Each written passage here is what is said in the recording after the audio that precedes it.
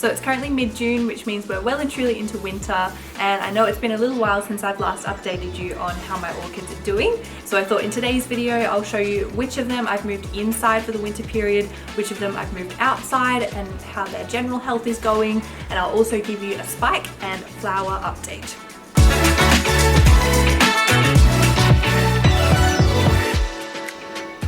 So to start off with, I'm going to show you the most notable change in my lounge room that happens over the winter period. Don't forget, I am still an amateur orchid grower, and that also means I'm quite precious with my orchids over winter, and I get nervous that they're going to struggle. So I did preemptively bring these ones in I think at some stage in autumn, I can't quite remember, but last year I left them out throughout autumn as it cooled down, but I'd only had them for a few months after purchasing them from Roland Orchids, who's in Queensland, and I had some sort of yellowing leaves and things, which I know is normal with changing climate and that sort of thing, but I thought this year I just want to make sure they're nice and healthy. I brought them in. It's also easier to control that and make sure that they're not cold and wet at the same time, which is a deadly combination for them. So yes, I have a selection that I've brought inside. Maybe I'll show you this way. One of these is not Vendacious. Well, a couple of them aren't Vendacious that you'll notice. So this one here is Dendrobium superbiens, or I used to call it super beans. I think it's superbiens. It is a more warm to hot growing orchid from memory. So this one doesn't like to be cold and wet outside, and it was outside on my shelves. I don't know if you can see. Shelves over there in the sun, getting some winter sun, but it also meant they were exposed to a little bit of rain coming in. So this one does not like to be cold and wet, so I just found it easier to bring it inside. I've also placed a new grow light up there as well, to help give these ones a little bit of an extra boost of light. So that has so far been working quite well. I've also brought in one of my bulbophyllums. This is Bulbophyllum Lion King, and it is getting, see if I can zoom in for you. Whoa. Don't know if you can see just there. It is getting a spike, which is super exciting because this one has not bloomed for me yet. I've only had it for about 12 months now, but still trying to work out bulbophyllum care, but I have been doing pretty well. We've got a couple of others in spike that I'll show you. So these two are inside. Then I've got a couple of new additions from a few weeks ago. I got some more Rinca Stylus, which I'm super excited about, and they're in spike, which is great. So this is Rinca Stylus Gigantea Cartoon and Rinca Stylus Gigantea Alba, both from Roland Orchids as well. She's also in spike too, and they have been continuing to develop since I got them. Rob from Roland Orchids did say that if they're outside and they're cold, it's fine, but their spikes won't start developing until the weather starts warming up again. They'll just sort of stay dormant, and as soon as the weather starts to warm up, the spikes will go crazy and start opening. But I have had it inside, so it's been warmer than it is outside, so they've been continuing to develop.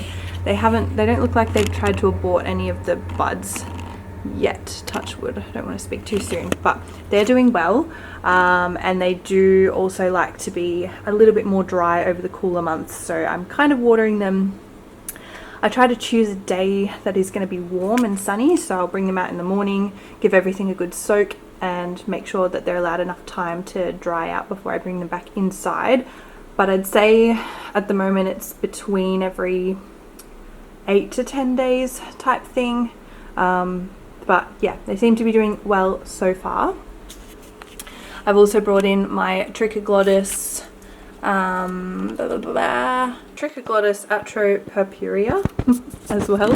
So that one's inside. I just kind of find it easier when I was bringing most of the Vanda's stuff in to kind of bring them all in, and then it's easier to control them. Then next on, I've got Vanda lamellata, which is in bloom at the moment. She's only started opening up in the past couple of days, so that is super exciting. They're kind of tilted a little bit backwards, which is kind of odd, but I do love that little one, and it started its spike when it was still outside, and I brought it inside when it was still developing, and it has developed its spike and opened, so it must be somewhat happy. I have down here Vanda Marillii, which has never bloomed for me. If you have any tips, please let me know. I also have my Wrinkle Stylist Reducer up there, which I featured earlier in the year in one of my What's in Bloom videos. That is also doing well up there. And back here, it's kind of hard to see, but that Vanda there is my Renan Stylist Azima Cross Bangkok Sunset. I've also got a little Tolumnia up there. Oh my gosh, come on, focus for me. Tolumnia up there, a couple of other little ones, and my Kiloschistas up there, which are the leafless orchids. You can kind of see them back there. Sorry, it's kind of hard to focus. And a little bit further back in the background, back there are a couple more Tolumnias which I've recently mounted on a bit of driftwood. And down here behind all that humidifier mist is my Acampi Praemosa, that's more hot growing. And I also have my Rinca Stylist Celestis Cross Aerides Matrata. I have brought this one inside as well. I think it would probably maybe do okay outside, but just I rather be safe than sorry. Oh, another one also worth mentioning. Oh my gosh, it's just like a sea of orchids. How can I show you? This one with the long pencil like leaves there is my Paraphidenia uri Kosh. That one I've also brought inside. And this one is actually a fairly new one as well that my husband mounted, which I cannot remember the name. Oncidium Lancianum as well is inside, and it has a new growth that is continuing to do pretty well. So that is kind of most of the ones up there. Oh, actually, a couple of dendrobiums up here you can see, which is Caniculatum and something. I can't remember what that one is, but I will find out. Oh, Johannes, Dendrobium Johannes is there as well. So they're inside mainly to help them stay a bit warmer and a bit drier over the winter period. Then moving down here, now I've got a couple of very exciting orchids that it's the first time that they've bloomed for me. This first one is Dendrochilum cobianum, which has these beautiful chain-like blooms. Let's see if I can get a better angle for you.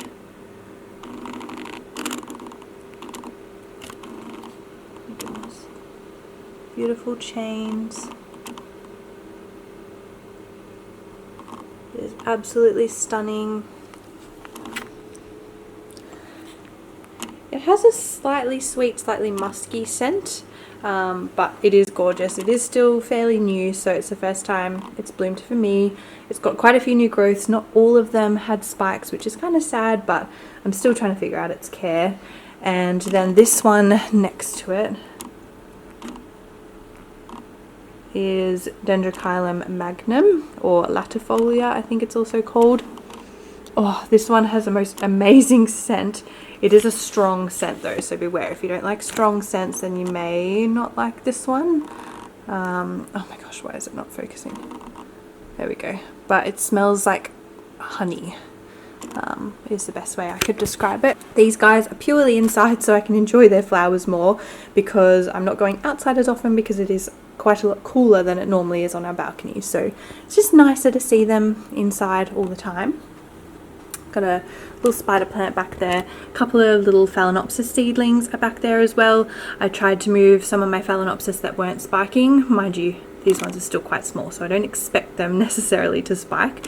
But a few of the Phalaenopsis I have brought closer to the window to encourage them to spike and get a little bit more light. Got a little Hoya there, and then another Phal, and then this one is my Vanda Loke, which was a fairly recent purchase a couple of months ago that was in spike when I purchased it. So that one's just chilling there. It is one of the only Vandas that doesn't have roots underneath the pot, like really long aerial roots, so I can sit it, but the rest of them are hanging. The ones that are hanging, I should point out, they're all quite light. None of them are really heavy, and I've just got these little sticky hooks, so nothing's drilled into the walls because we are renting, and these hooks have proven really good. You just don't want to make sure you're not putting too much weight on them, and definitely make sure you clean the wall beforehand. Allow it to adhere for at least 24 hours rather than sticking it up and putting an orchid straight on there, because they may fall down, which you don't want. So yes, definitely be careful if you're placing these hooks. This shelf has changed a little bit, but not too much. The ones on the top are still Phalaenopsis. All of them are getting flower spikes at the moment, which is super exciting. And then the next shelf, I have actually brought some of my catasetums inside now.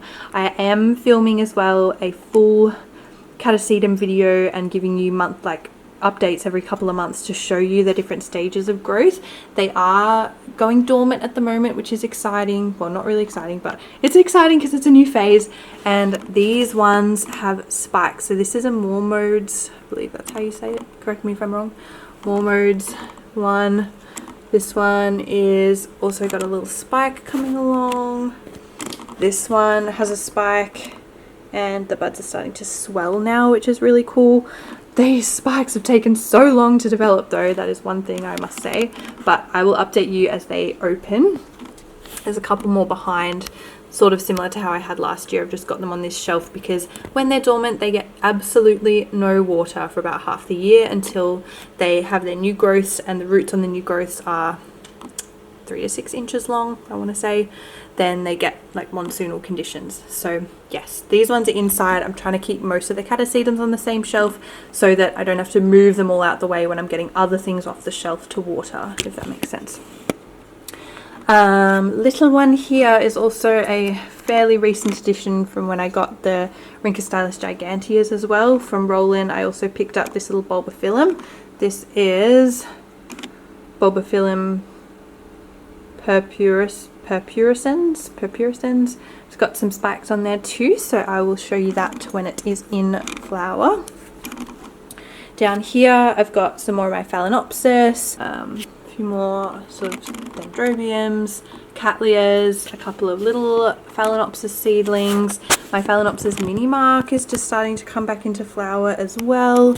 And then my Phalaenopsis cornicurvi or cornicervi, the sequential blooming one. It did stop blooming for a while, but has got some new little spikes on there as well. So hopefully they get some buds pretty soon. Bottom shelf, a couple more phals and more cattleyas. Now my cattleyas are mostly inside. I'm still kind of playing around with their care a little bit, so let me know if you've got any tips. Oh, hello Caspi. But yeah, they're inside, and I've popped more grow lights under there to try and help them.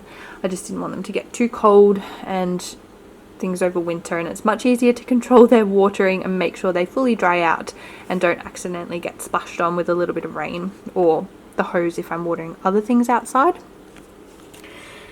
Another little phal, and then some new ones, which are the Rearranges biloba and Rearranges, however you say it, citrata as well, which is very cool. This little Dendrobium Penang Little Magic, which I featured in my most recent What's in Bloom video. It has a new growth as well, so that's pretty happy considering it's inside during winter, but I'll definitely try and transition them outside as the weather starts warming up. I did get it in autumn though, so I didn't want to shock it and send it straight outside right as the weather was also cooling down, so it's been inside where I can control the temperature a little bit more. Down here I've got my Stanfordianum, Epidendrum Stanfordianum back here.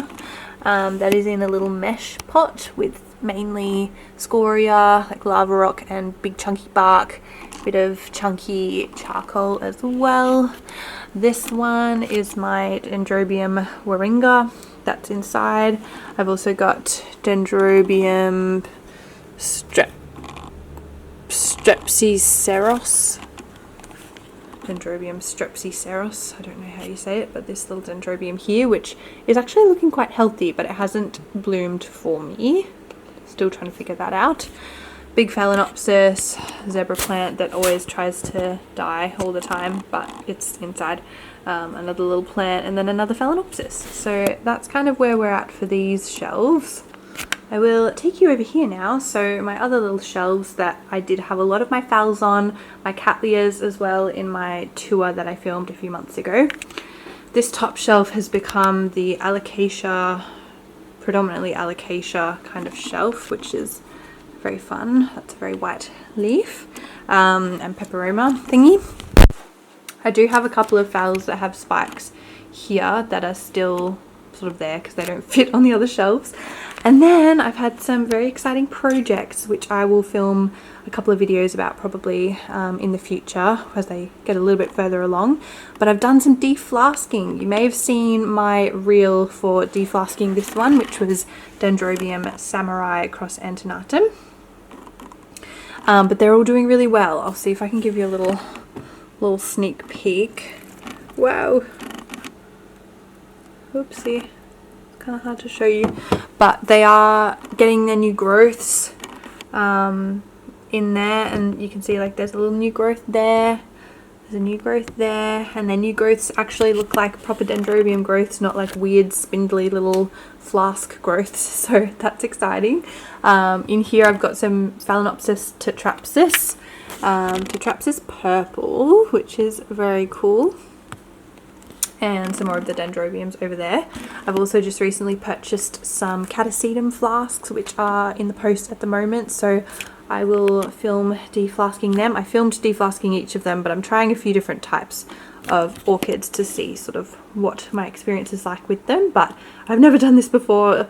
My husband and I have tried this for the first time, so we are just having a little bit of trial and error, but so far so good. So far we haven't lost any, touch wood.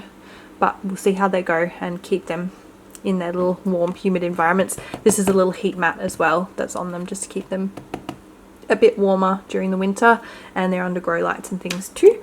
But nice and humid in there. I've got little temperature readings and humidity readers rather in there, so we can keep track of it nice and easily. But yes, that's kind of all that's happening on this side. And then over here, don't mind the sort of messy looking over here, but I just thought I'd show you where I've got three of my biggest vandas because they don't fit over there on my shelves. This is my Vanda tessellata cross luzonica, my luzonica, and my Utzii. So these guys are currently living here. They don't get heaps of light in this position, but hopefully they're getting enough. It's just easier to have them here, and then when I water them we take them sort of outside through that door. So they're over here for now. Their roots are very long, so I've got my little pots that I use when I soak my Phalaenopsis under there, and the roots are just sort of hooked over that so that they're not dragging all over the ground. But yes, this is where these guys are hanging out at the moment. Oh, I should also probably point out what I'm doing in terms of when I have the heater on. So we do have a heater behind me, behind the camera, on the opposite wall to this one that's probably 4 or 5 meters away. So the heater is on because it does get cold, obviously. But what I do when the heater is on is I have my humidifier on so that the air is not too dry for them.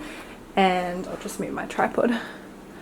And I also have this fan that is on, and it's on swing, so that helps to keep air movement when I've got the humidifier on, so that it prevents things like mold, but also air movement as well when the heater is on, so that the air is not too dry, if that kind of makes sense. But humidifier definitely really helps. Humidity is a little bit lower than what it normally is, but that is also because I do have the heater on right now. And you can see on my little reader, the inside temperature at the moment is 20.4 degrees. It's about 59-60% humidity.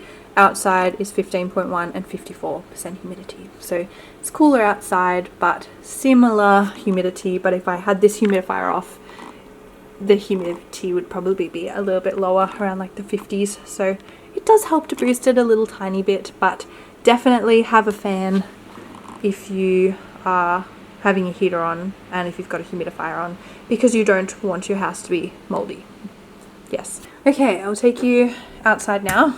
Do excuse a slight mess out here. I've got some wood that I'm going to be using for orchid mounting, just sort of hanging out here.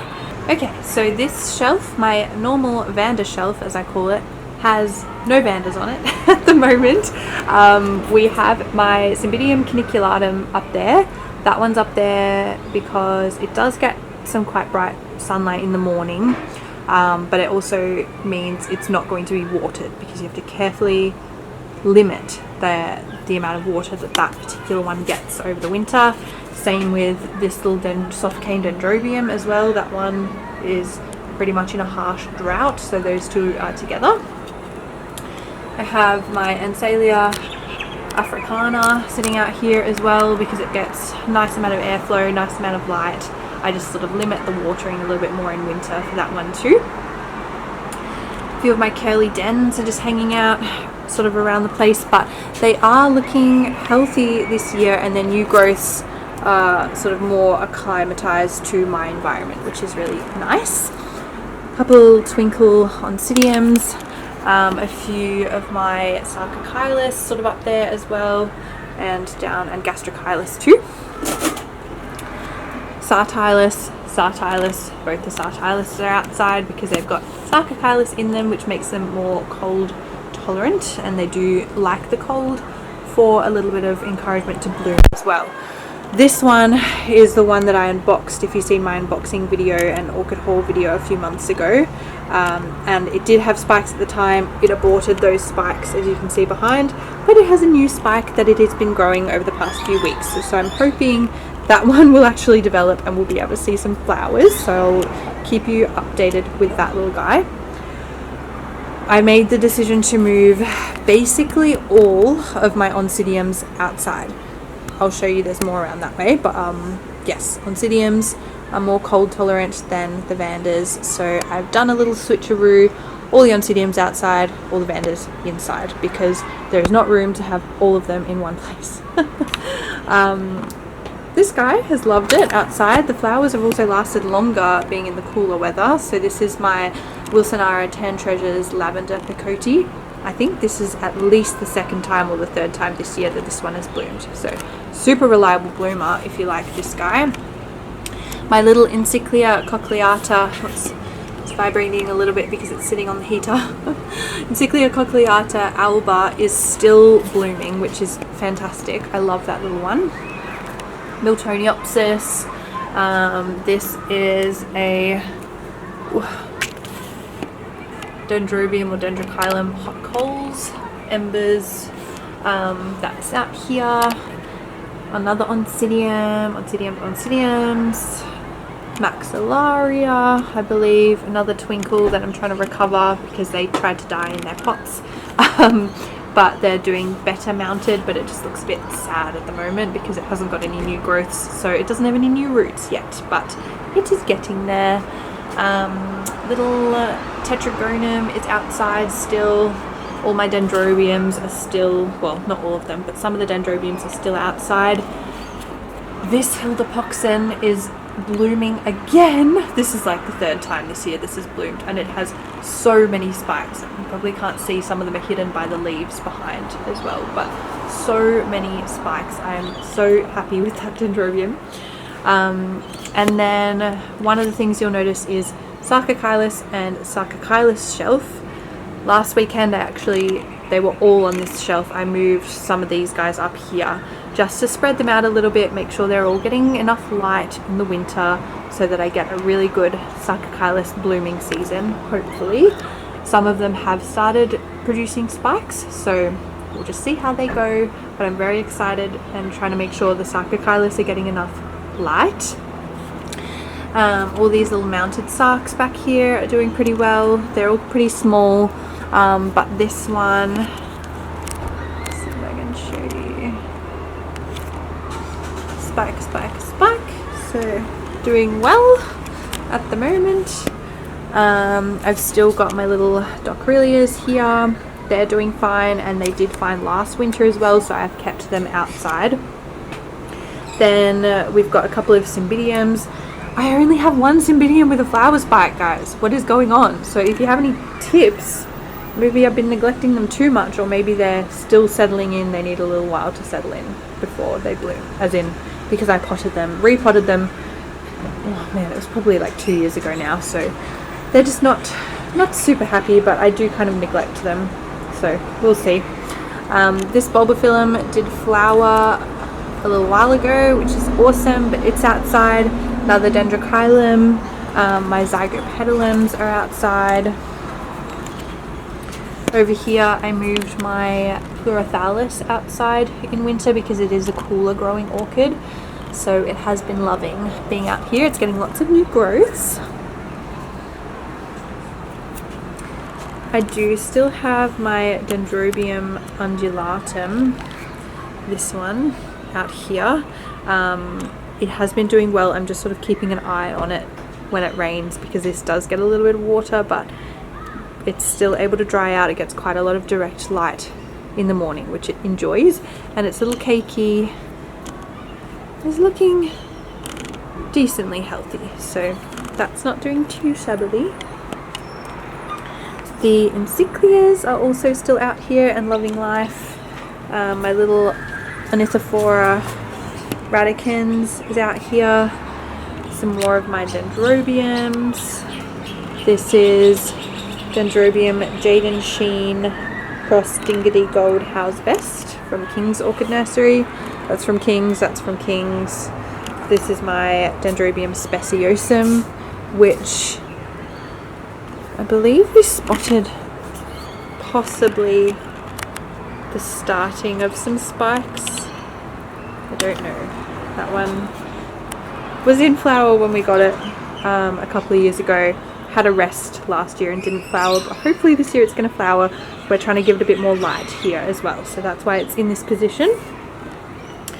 Dendrobium Averil's Gold, which I'm very excited for. This was a bit of a splurge a few months ago, but I just love this orchid so much and I really wanted to have one in the collection. So that is there, living its best life, getting its sun. Hopefully will encourage it to bloom.